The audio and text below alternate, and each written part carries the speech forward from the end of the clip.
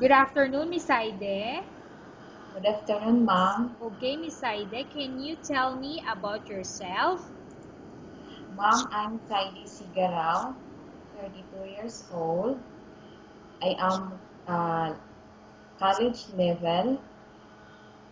Ma'am, I'm single, no children, no husband. Okay, I have few questions for you to answer, so let's start. Why do you want to work as a maid?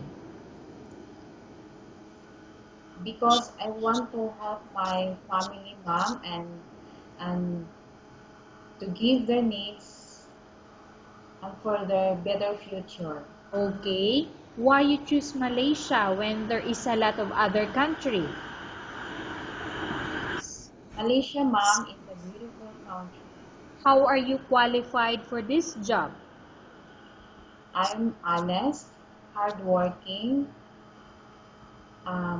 physically and mentally fit, ma'am. Okay, may I know what is your education level is? I am college level first year, ma'am. Okay, what is your recent working experience? My recent working experience, ma'am, is caregiving. Okay. Have you worked abroad before? Yes, ma'am. Can you please tell the place and how many years and months you work for? I work I work in Kuwait and I worked there 3 years and 9 months and I finished my contract, ma'am. Okay. Do you have experience of taking care of baby? No, ma'am, but I am willing to learn. Okay, and to take care also. Yes, ma'am. Okay. How about toddler or children? Do you have the experience that you take care? Yes, ma'am. So how old and how are you related to this toddler? I'm taking care of a toddler. One is 4 years old. The other one is 7 years old. Okay. So Okay. So is this 4 years old? How are you related to this 4 and 7 years old? the 4 years old is my niece, and the 7 years old is my nephew, mom. Okay. How about elder or older people? Do you have the experience? Yes, mom. And whose elder you are taking care of? Mm, He is a Filipino Chinese mom, Okay. 81 years old. Okay, 81 years old. What happened to this 81 years old elder? He is a Parkinson disease mom. Okay. Do you have any other special skills? Yes, mom. Can you tell me what are those special skills that you have? Uh, Cooking, cleaning the house, and taking care of a baby, and also the elderly mom. Okay. Are you willing to learn new skills? Yes, mom. Are you willing to work with a family where the mother-in-law or any relatives stay together? Yes, mom. Currently, are you still working now? No, mom. Do you know how to cook? Yes, mom. What sort of food can you cook?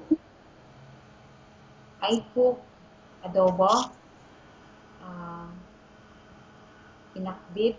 Okay. So these two you mentioned are all Filipino food, right? Yes, mom. So how about you mentioned that you work in Kuwait. So can you also cook Arabic food, something like that? Yes, mom. Can you give me example of Arabic food or Kuwaiti food that you can cook? Uh, I can cook chick. I forget.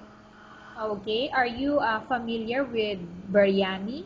That one is Arabic food, right? Yes, mom. You also cook that one. Yes, mom. Okay. Are you aware that you will have to do washing, cleaning, ironing, and cooking? Yes, ma'am.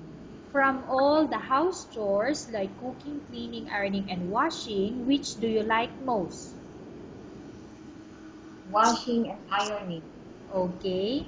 You are not allowed to use handphone or cell phone during working hours. Yes, ma'am.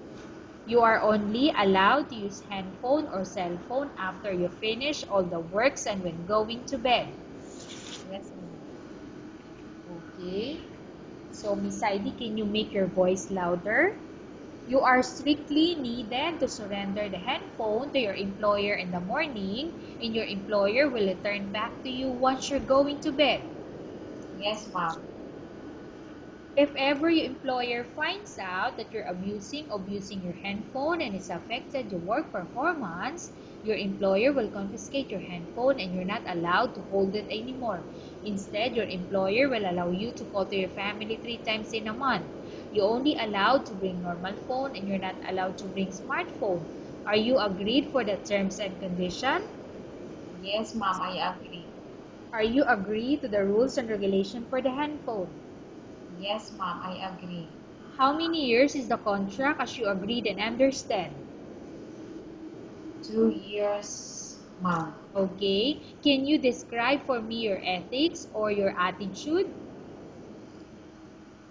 Ma'am, I am honest and hardworking person. Okay. How can you assure to us that you will work hard in Malaysia? What will you do? I will assure that I will finish my contract. Okay. Can you promise not to use the telephone without the permission of your employer? Yes, ma'am. Can you promise not to put on makeup but to dress properly while work? Yes, ma'am. Can you promise not to invite friends and relatives without the consent of your employer? Yes, ma'am. Can you promise not to ask for advance salary from your employer under any circumstances? Yes, Do you really understand of the rules and regulation of the agency? yes, ma'am. Do you pay any placement fee for you to come to Malaysia to work as a maid? No, ma'am. Do you have any history of sickness, example breast cancer or any other illness? No, ma'am. Do you suffer from any skin diseases, allergy or physical defect? No, ma'am. Have you suffered from any serious illness? No, ma'am. Do you smoke? No, ma'am. Do you have any tattoo in your body? No, ma'am. Do you take any prohibited drugs before? No, ma'am. Have you undergone any operation or surgery? No, ma'am.